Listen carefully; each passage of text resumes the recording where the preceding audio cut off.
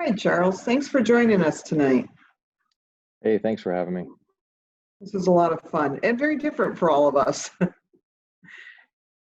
Unfortunately, I think this is becoming the new normal. I've done a lot of these lately and I don't like it anymore. I mean, it serves its purpose, okay, but I would much rather be, with people than staring at myself, staring at a screen. But it's what we have.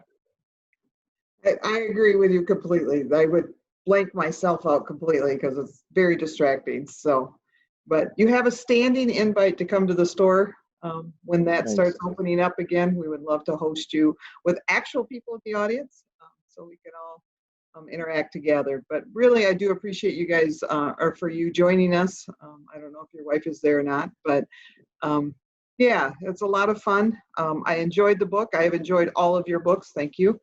I'm just going to confess that Wrapped in Rain is still my favorite. The Waterkeeper's close, but Wrapped in Rain was still my favorite.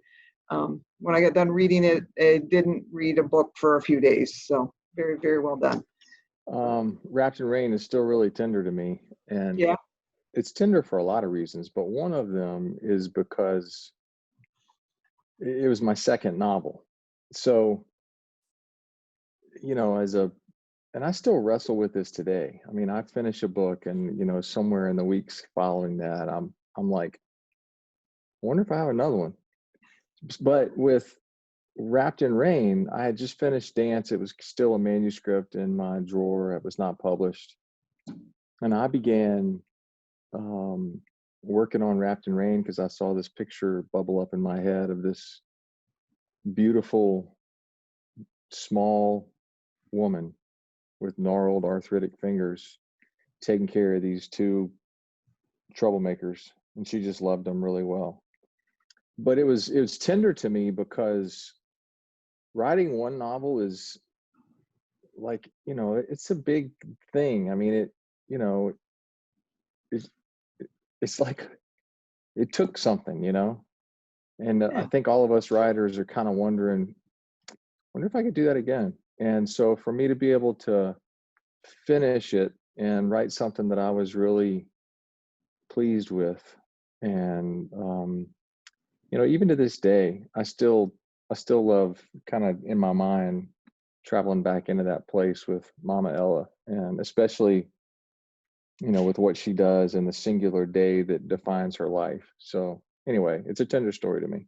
Yeah. Well, that was neat. Thanks for sharing that. But yeah, that was one of those that I still recommend it all the time when people ask. So, um, but we should probably talk about the Waterkeeper since that's the one that people are reading now. Without any spoilers, which I know can be hard to do, give us just a little, brief overview of what the Waterkeeper is about. Um, the Waterkeeper is about a priest at a defunct chapel on an island in northeast Florida, southeast Georgia. And he roams the pews and the island about like a ghost because nobody attends his chapel. Um, Although he's very much a priest and he's done it a while, there are reasons why he's sort of there by himself. And his best friend dies, and he agrees to spread his ashes at the end of the world where they first met. And so he loads into his center console boat and begins idling down the Intercoastal Waterway en route to Key West, which is 300 something miles. And he's not in a big hurry because it's going to hurt when he does this. And about St. Augustine, which is maybe 45 miles south or so, he intersects a rather frantic woman trying to track down and find her runaway daughter, who has joined what she thought was a party boat, sort of stopping at destinations along the East Coast, just kind of having a great time on this party private yacht thing. What they soon realize is that she's been taken into the sex trafficking world, and that on the black web, there's actually, she has her own page, and there's an auction where the clock is ticking, and they're going to auction her off in Key West, and international buyers from all around the world are placing bids, and they don't have very long to sort of extract her from the boat. And kind of what you figure out pretty quickly is that the priest is also a priest. How's that? Yeah, that sums that up very well.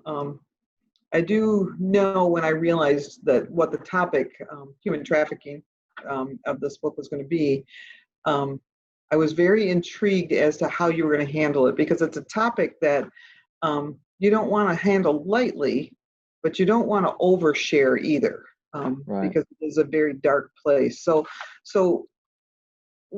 first of all, what do you want people to hear from your book on this?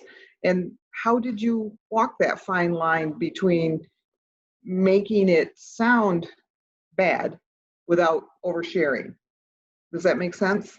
Yeah, well, it was a kind of a delicate balance, because I found out far more about the sex trade than I put in the book.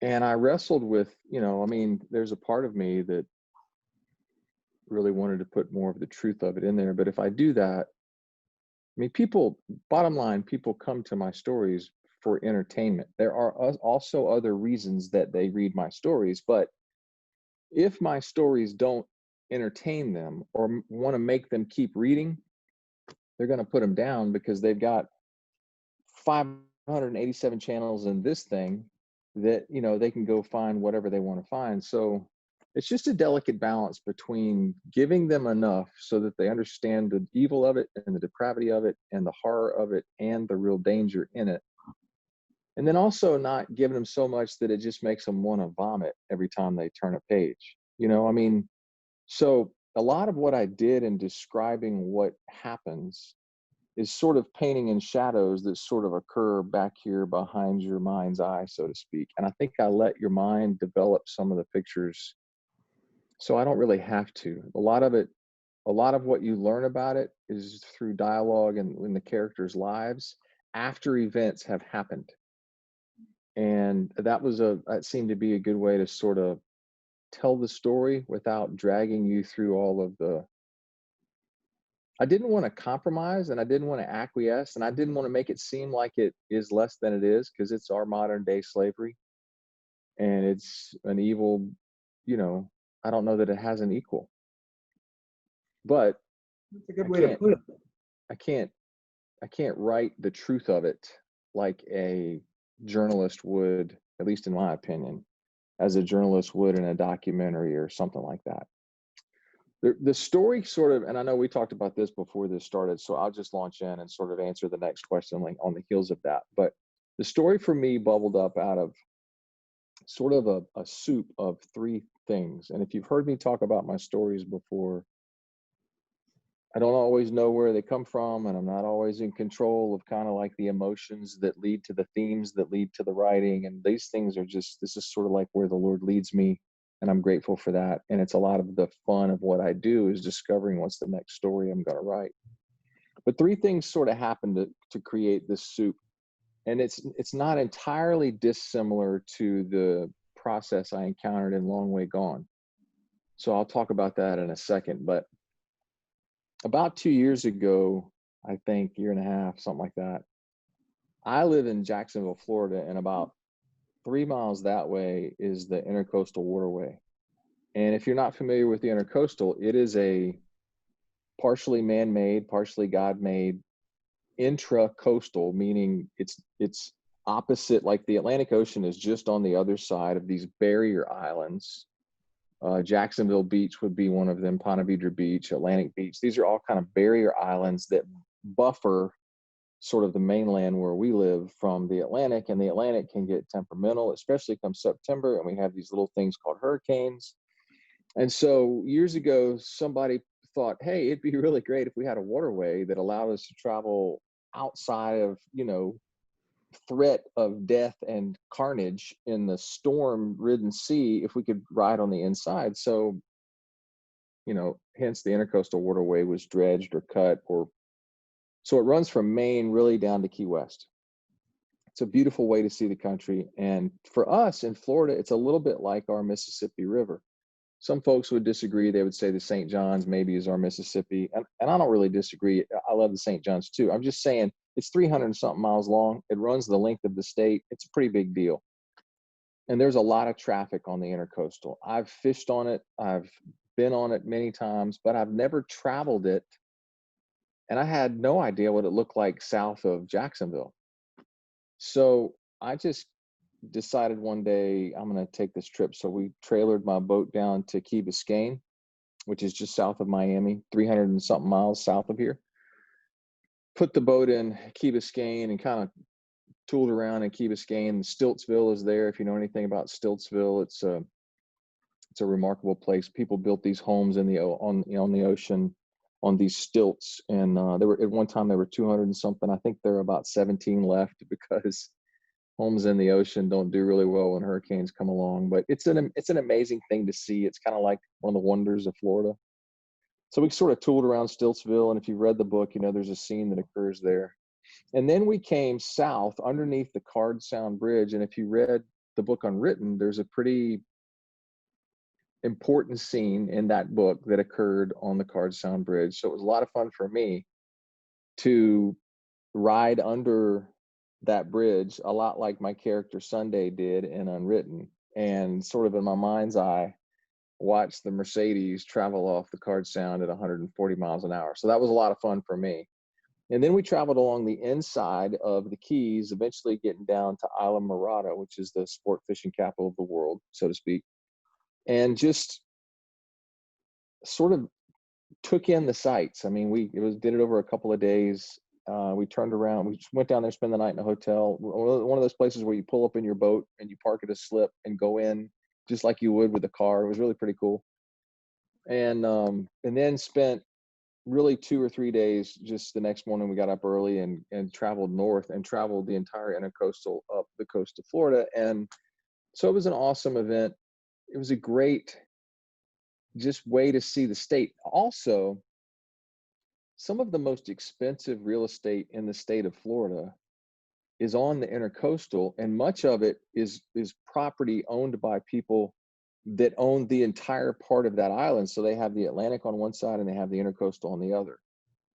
You know, Tiger, Oprah, Greg Norman, James Patterson, they all live somewhere in that area. Mar-a-Lago, Trump's home, is one of those that has Intercoastal and Atlantic. So as you come north, or south, you pass all of these remarkable places that you would never see because you can't drive by them, but they can't block the Intercoastal. So one of the things that they've done though is, like, nobody likes a big wake on the Intercoastal, especially homeowners. And so they've lobbied all of their local governments to make these areas no wake zones. It's also to discourage people from just zipping through there. And so it takes a long time, and some of the no wake zones are an hour and a half or 2 hours long, and it just takes forever. But it slows you down a lot, and you're able to see what you would probably just fly by otherwise. And it's some of the most beautiful Florida I've ever seen. So that was one thing that happened. Just sort of, it was a thing that allowed me to have some setting in my mind. Okay. A second thing that happened, and we talked about this, you heard me say this the other night, is about 2 years ago, I was on book tour. I had just finished in South Carolina and I was coming into Atlanta, and I had a signing that evening, but I got to my hotel it actually wasn't a hotel, it was a motel. And my first clue should have been, when I checked in to get my key, the bulletproof glass between me and the man registering me was about that thick. And I should have thought, and people think book tours is this glamorous thing, where the butler meets you at your room and you have the valet. No. Okay. This was a motel. The doors face the parking lot, Yep. So I get my key and I ride around the side, and there's no cars there, and my room's on the second floor. So I park, get my stuff in my room, and I go down to the soda machine to get a water or whatever. And I'm coming back. And as I'm coming back, I I noticed a very nice car. It was either a Maserati or a Jaguar, and I don't know the difference, but it was one of the two. Pulled into the parking lot, and he parked literally kind of right below my door on the second floor. So as I'm walking back, I see this man pull this really nice car in, and he gets out. He's very well dressed. He's a big guy, bigger than me, and he's also wearing a wedding ring. And I figured this out later as I sort of put the pieces together, but he saw me and he very quickly walked around to the stairwell and up the stairs to the second floor, and he knew where he was going, and he routed himself to intersect me en route to his room. So he goes up the stairs and he comes down the walkway that I'm on. And usually when you're about to pass somebody, you sort of like make room or excuse me, how are you? And he didn't. He just like stopped right in front of me. And without even saying anything, he didn't say hello, how are you doing? Nothing. And all he said was, yeah, I've paid for some time with these girls down in this room, and there are a couple of them, and they like to have an audience and somebody watch us or join us. Would you like to? And my first reaction was not all that good. I thought about, if I hit this guy, he's going to go over the railing and land on his car, and I'm going to spend the night in jail, and I can't explain that to anybody. And so I just looked at him, and I mean, I didn't even engage him in conversation. All I said was, no. And he walked around, and the room was right down from mine, a couple of doors down. He walked in, he was in there 45 minutes or so, walked out, well dressed again, got in his car and drove off. And I began sort of putting the pieces together, and I began asking questions, and the Lord led me to a guy who has a ministry who captures and frees girls that have been kidnapped into this world. And I talked with some law enforcement, and I talked with at least one lady who had been in it. And I learned a lot more than I wanted, but I did learn enough to know that it's really evil. And it just kind of stuck with me.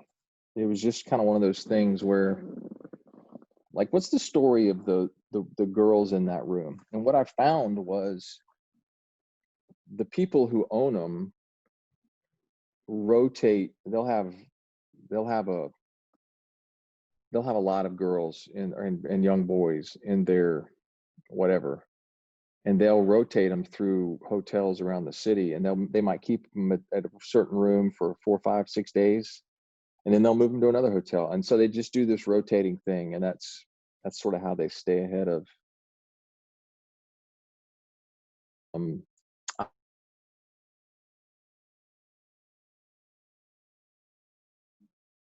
sort of had a standing in that place or whatever. And he just knew, he'd been there too much. And but it really kind of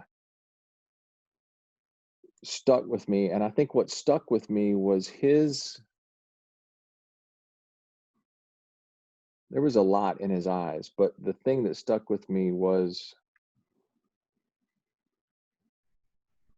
the disconnectedness between him and the value of the people he was going to do whatever he wanted to with. And that he didn't see them as people, and he didn't value them. And that bothered me a lot. So that was the second thing. The third thing was, and if you heard me talk about Long Way Gone, you'll know that it's my sort of retake on the prodigal. And I happened to be reading Luke 15 one day, which is, in Luke 15, Jesus is talking in three parables: the story of the lost coin, the lost sheep, and the lost son, or the prodigal. And for some reason, on that particular day, I landed on the story of the prodigal, and it was like the Lord just highlighted or put it in bold for me, and I just saw it differently. I can't explain that other than the Holy Spirit poured something into me that I just hadn't seen, and all the many times I'd read it before, and It was like I was standing in the pen with the prodigal as he's looking at the bean pods, thinking, gee, that, I could probably get that down.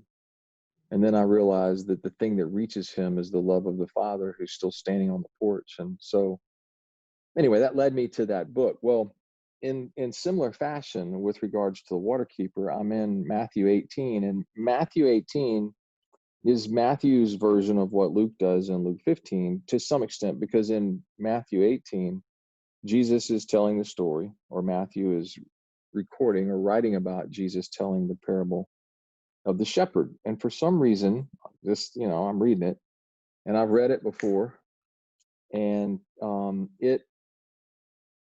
it was like he lit it on the screen for me again, and the illogicalness of it struck me as, why would the shepherd leave the 99 to go find the one stupid sheep who got himself lost again and went astray?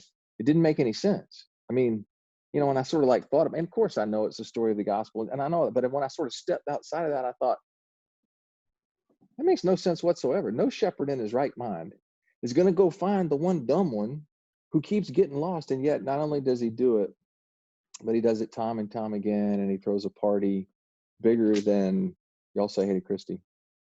Hey, Christy. That was what's happening right there, is that Maggie just came up and put her nose right here and said, I got to go out. And so Christy let her out.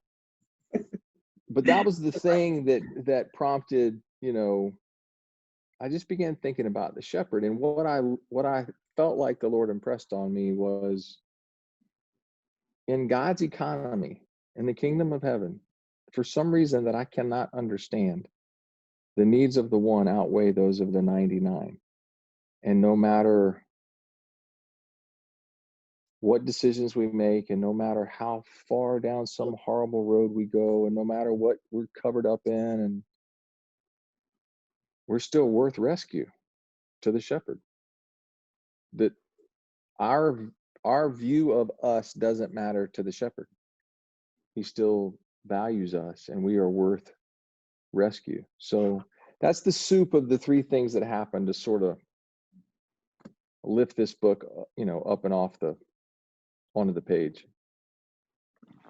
That's quite a story. Thank you. When I was listening to it Monday, I got goosebumps, and I got them all over again. So thanks for sharing that. That's there were several comments that are thanking you for writing books that have that grittiness and real life to it.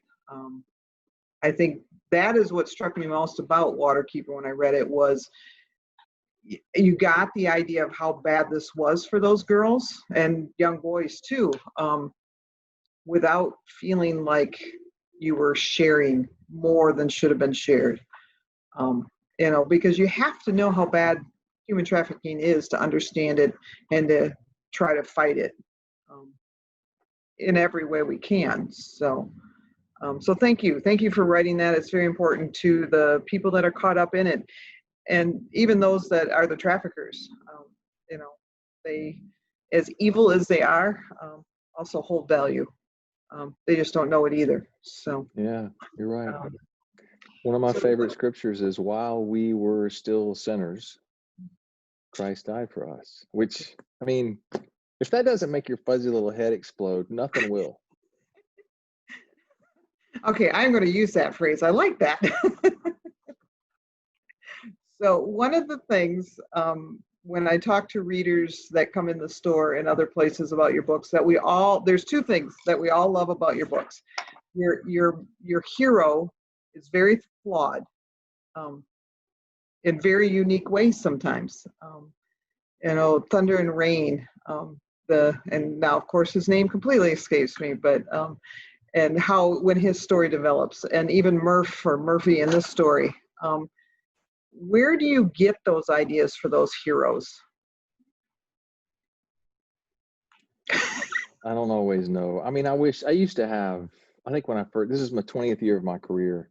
Okay. And when I first started, and I would do, stuff like this, and I would answer these questions, and I do have some graduate school experience and a couple degrees, and I would give these really, well thought out answers that I polished in grad school. And I studied a lot of writers, and But at the end of the day, I don't always know. I mean, one of the things I love about scripture, the very first verb is created God. So it's part of his nature. I've always been a pretty good daydreamer. I mean, even today, I'm wiped out. I'm over there on the couch and I'm daydreaming about the novel I'm working on now. And it's a it's a process of, rabbit trails and just, what ifs, and I don't always know. I think at the end of the day, I'm doing two things. I'm writing the stories I like to read. And if that's I said that one day in an interview, and Christy was just like, honey, you need to be careful when people say that. They don't quite know how to take it. It can sound kind of, here's where I get that. And so let me finish it before all of you judge me for how I'm about. I'm 50, so I grew up, really the 70s were my childhood, and that's when all the Star Wars came out, Star Wars Empire.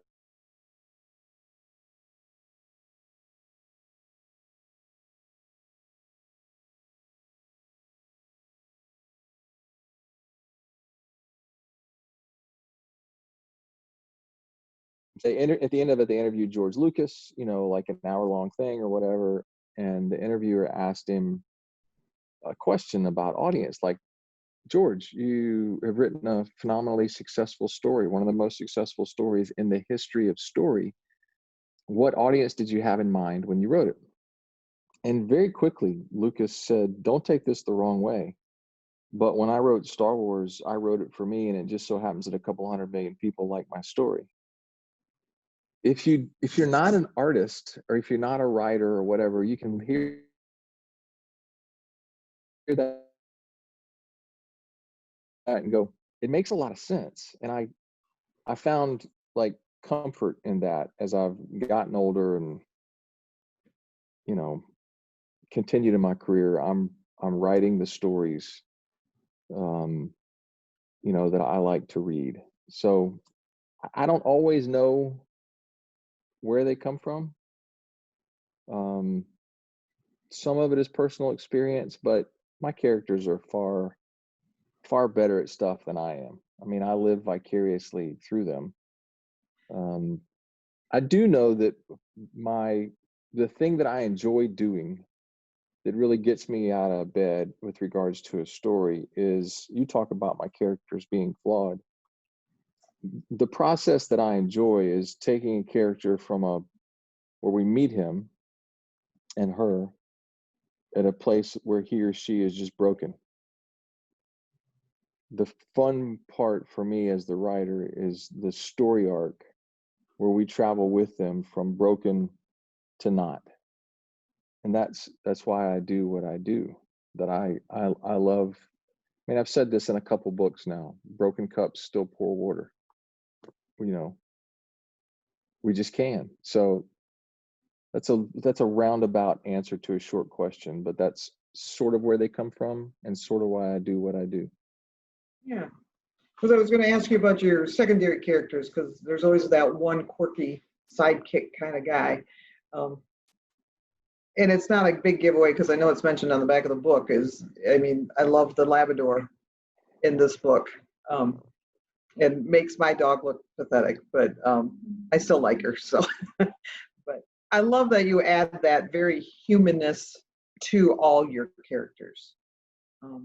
I think that's what draws readers back over and over again, is we can all find ourselves in one or more of your characters. One of the lessons I learned early in my career was, I was working on The Dead Don't Dance.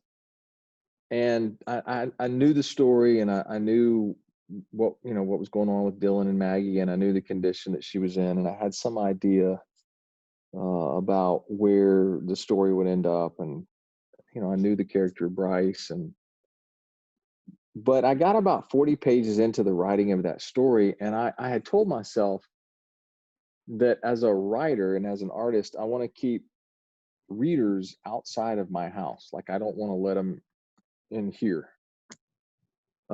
just because that's too uncomfortable. Like, I don't want you to know emotively what's going on in my house. And I got about 40 pages in, having written Maggie from that perspective. And I sort of took a step back and looked at her, and she was two-dimensional and stiff. And I didn't like her, and I certainly didn't want to be married to her. And I was pretty sure no reader would want to read her about her. And they really weren't going to care if she woke up or not. Matter of fact, they'd rather her just sort of stay asleep. And so I went back through the entire thing and deleted her, every line that involved her, and especially her dialogue. And I said, well, I've only got real experience with one woman, Christy. We've been married 26 years. And so let me write what I know. And so I've done that now for 14 novels. One of these days, somebody will come along behind me and, psychoanalyze all my characters or whatever, and they'll realize that thematically or emotively, what occurs between the protagonist and the girl is often very similar in how it feels. Now, they may look different. They may interact differently. Their language certainly is different as you travel through my books, and I think my craft improves. But for the most part, I think there's some real strong similarities. And to be honest, I'm going to keep doing what I know, because I don't know how to write it any other way. So until y'all quit buying my books and inviting me on things like this, I think I'm just going to keep writing the characters that I know. Well, I, for one, am very happy with that. I have a few more years of reading, so you do your thing and I'll keep reading. It works out great for us. Okay. I have a question from somebody online that asked about, and we're going to the Mountains movie. I know they wanted to know what experiences you learned by having a book become a movie. Well, if you followed that process with us at all, and I'm always amazed with the questions that we get, because like, we lived it for 9 or 10 years, and then I meet people who had no knowledge of it at all, and they read my book and then they figure out it was turned into a movie, so they have no history. If you followed that with us, it was a lot of fun for us to just have that process, for it to be optioned, for it to be bought, to see the actors attached and see the directors attached, and for it to go to production, and for us to get to go to Vancouver to spend a couple of days watching, the filming, and to meet the actors. And I mean, it was, and then to go to the red carpet thing at the film festival. And I mean, it was all the kind of stuff that, other people's dreams are made of.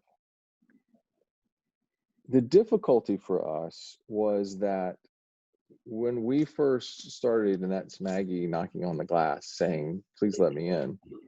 She's 14 now, so she doesn't care. She's like, I'm coming in.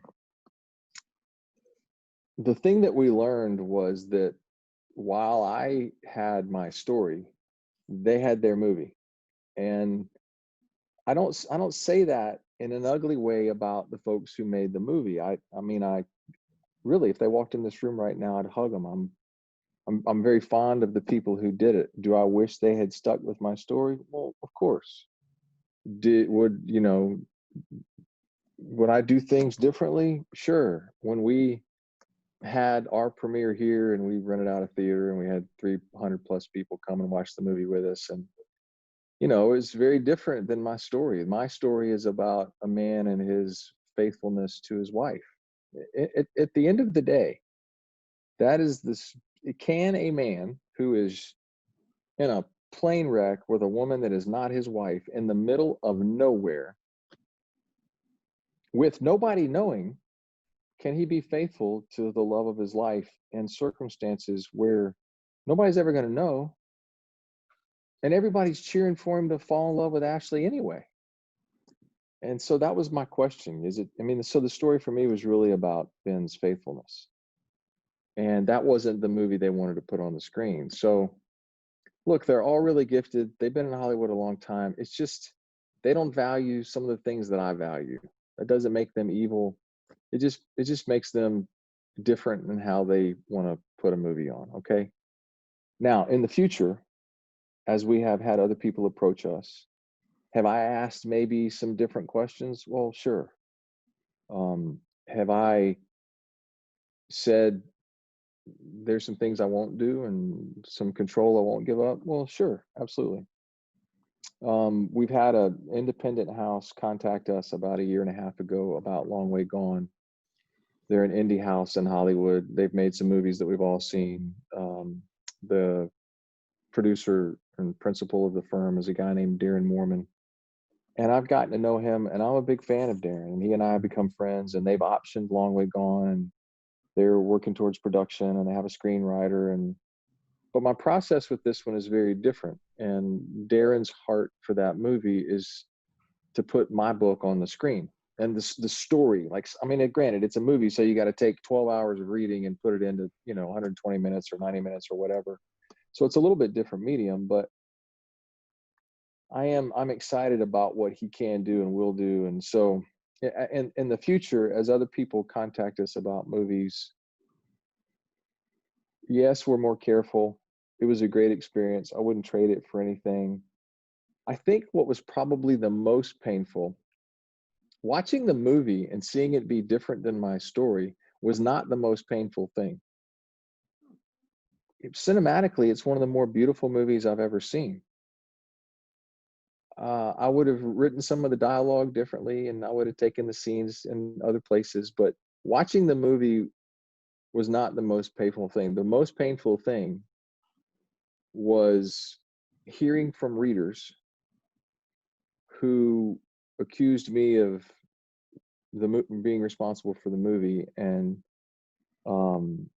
saying in really harsh language that I'd sold out to Hollywood.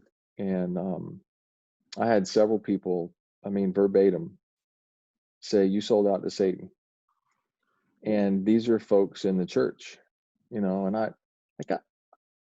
I would do some more research before I said that to somebody. Okay. I mean, I would kind of, before I threw them under the bus and then back the bus up over them and then went over them one more time just to make sure they were totally squished, I would do a little research. And so the thing that the Lord had to do in me was I had to figure out, how do I be a sort of a small public person? I can't really address all of my accusers, but I got to figure out a way that lets them know kind of what our process is and was and will be. And that's why I wrote that blog post about what I think about the movie. And so if you're watching this, and somewhere on my blog is a post where I write about what I think about the movie. And at the end of the day, I talk about, this was our process. This is what happened. And the important thing is not that I mean, at the end of the day, what really matters is not that I get my movie on the screen, but the lives of these people. Like, these are real people that made this movie. And they, like, your hatred and your anger, is that going to draw them into the kingdom? I mean, they will know that we are his by our love. So, like, how are we doing there? Of course, I was not all that happy about what the end result was. But my anger would accomplish nothing. So figuring out how to respond to the people that were skewering me was something the Lord kind of had to walk me through. And that took me a couple of weeks. And what you read in that blog post was not my first response. Trust me. Yeah. I've heard you speak on that before, and it still makes my heart hurt for you.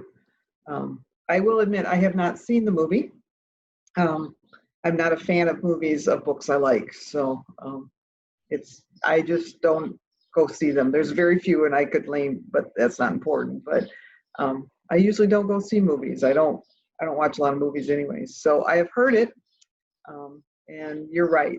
We are very cruel to each other sometimes. So I am sorry that happened, but hopefully we can all learn from it too. So one of the things people want to know, and you talked about it, as that the books you write are the ones you like to read. So besides scripture, because everybody says that if I don't add that in, what do you read, or what is in on your nightstand, so to speak, book-wise right now? If I'm really honest, I don't read a lot of other people. I listen to books on tape. I call that reading. But part of my problem is if I'm working on a book, in the last 2 years, I've written 4 books and I'm now working on my 5th. So I've had a pretty condensed, I've written over 500,000 words. So I'm sort of in a writing place. And if I realize I'm unlike other writers in this regard, but if I read other writers, well, 2 things. By the end of the day, if I've been doing this all day, my eyes are tired, and it is not a fun, relaxing thing for me to sit down and have to dig into somebody else's story. It's just not. But secondly, if I spend time in another author's words, I have to be very careful about the cadence of the author that I listen to, because my writing has a cadence, almost beats, in terms of how the dialogue is spoken and how the story is told. And it's not a conscious thing that I'm doing. It's just how I tell the story. And if I read someone whose cadence interferes with mine, it's like it's noise and static, and I have to like put it aside and regroup and find and it just takes too much time. There are writers that I can listen to or read, and I do if I'm on a trip or something, and I'll, there's some folks that write thrillers and stuff that I listen to, but for the most part, I really don't. No, that's very interesting. So thanks for sharing that part of it. I'm curious if you could write in a different genre, whether it be, and I know people that label your books as romances, and I don't find that. I find it more contemporary, but like sci-fi or young adult. What would you pick if you could pick a different genre just for the fun of it to write in? I was in grad school. We studied a lot of I spent a lot of time in Tolkien before before Peter Jackson made him otherworldly famous. And so we studied the Inklings and Charles Williams and C.S. Lewis and J.R. Tolkien. And I loved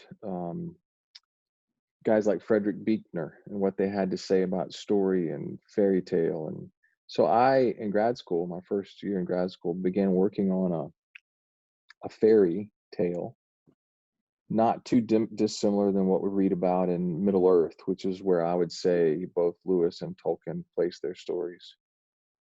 And I never finished it. It's, probably half a book. I read it to my boys when they were younger, and they've always berated me for not finishing it. And I might actually finish that at some point. My oldest son, Charlie, is a bit of a writer, and he's a very good writer. He'll figure that out, but he is. And he asked me about a month ago, he said, "Dad, whatever happened to that story?" And I said, it's in my computer. And he said, "Would you be okay if I took a stab at it?" I'm like, "Sure." So I emailed it to him, and who knows? I'm fully confident that he could pick up that story and, take off, and he and I could work on it together, or he could just finish it. I don't know, but I would probably go there. That would probably be how I'd respond. We're getting close to being an hour long here, so just a couple more questions for you. What are you working on now? I believe you are working on a nonfiction, but also another novel? If you don't know, I wrote a nonfiction book it came out about 1.5 years ago, called What If It's True? Very good. It's my walk with Jesus and my take on the life of Jesus and those who followed him.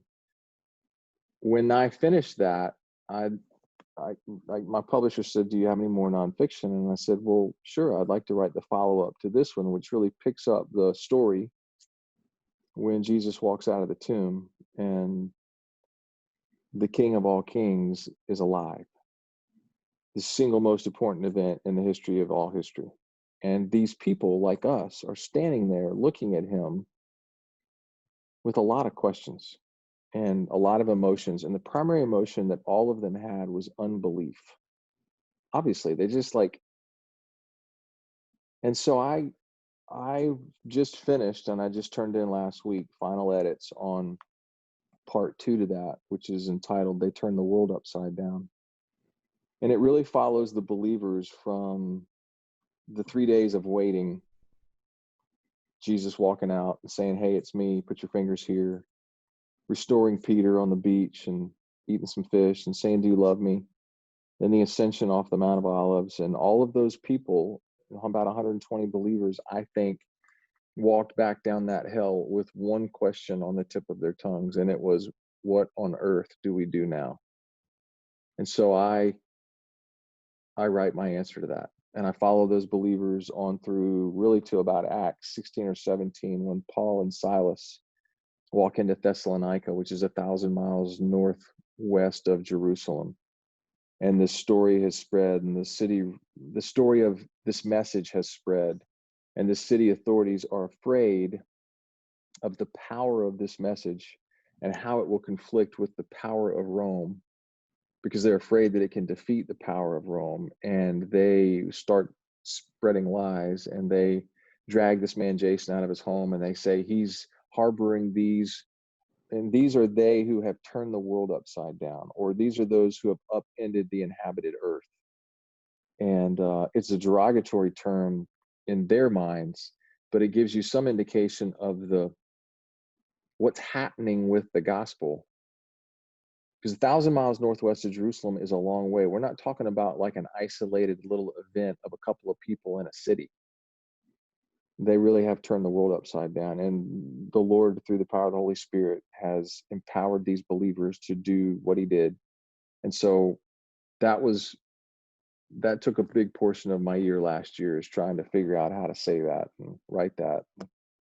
It's those 2 books together, they like cost me probably the most of anything I've ever written, simply because of the amount of time and the amount, like the mental gymnastics, and how to say what I wanted to say was just. So I finished that. That comes out January-ish of next year. We were going to put it out in November, but we tend to believe there will be a rather contentious election. Didn't want to compete with that because it would get lost in the footnotes. So for January or February, it'll come out. What I'm working on now is the sequel to The Waterkeeper. I've never done that intentionally, but once I finished, I said to Amanda, my editor and publisher, I really like this character. He's pretty complicated. He's pretty complex.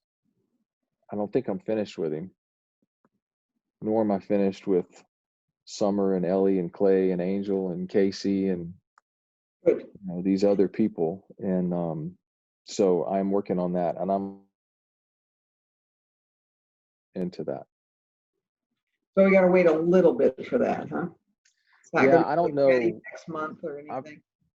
I've had it's been like I've written a lot in the last, so I'm having to work hard, which is great. I mean, we all work hard. I'm not knocking that. But I've had a lot of distraction, just outside stuff. My dad's been sick, and just a lot of stuff. And so I'm trying to figure out how to finish it. Yeah. Well, we'll be patient, I promise, sort of. Thanks. So I always like to ask, because I have gotten some really funny stories. Some of them not so much, but is where's the strangest place you have seen one of your books? I have gotten, somebody was shopping at a used bookstore. They saw their book on the street, to thanks, but something, and it was like one of his best friends, and that person had obviously sold his book. So Right. Sometimes it's funny, sometimes it's just, oh. Yeah, I've heard those stories. Probably the coolest place I love seeing them is in prison. Oh. Just like sometimes I'm invited in, and I go and meet with the inmates, and they bring me my books that are, they read them 20 times and they're just tattered and taped, and that's probably my favorite place to see them.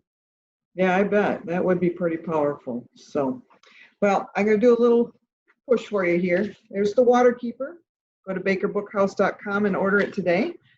Shipping is free in the U.S. And if you haven't read it, you really should. You got to meet Murphy, if nothing else. So it's such a pleasure having you with us tonight, Charles. I really appreciate you taking time out to visit with us and our audience. It is on our Facebook page, so if there's questions on there, you're welcome to jump on and either ask Charles more questions, or he might even respond. So if we didn't cover something that you wanted us to cover. So, but thank you very much for joining us, and Thanks for having me. you bet. And we look forward to your next couple books coming. Thanks. Y'all take care.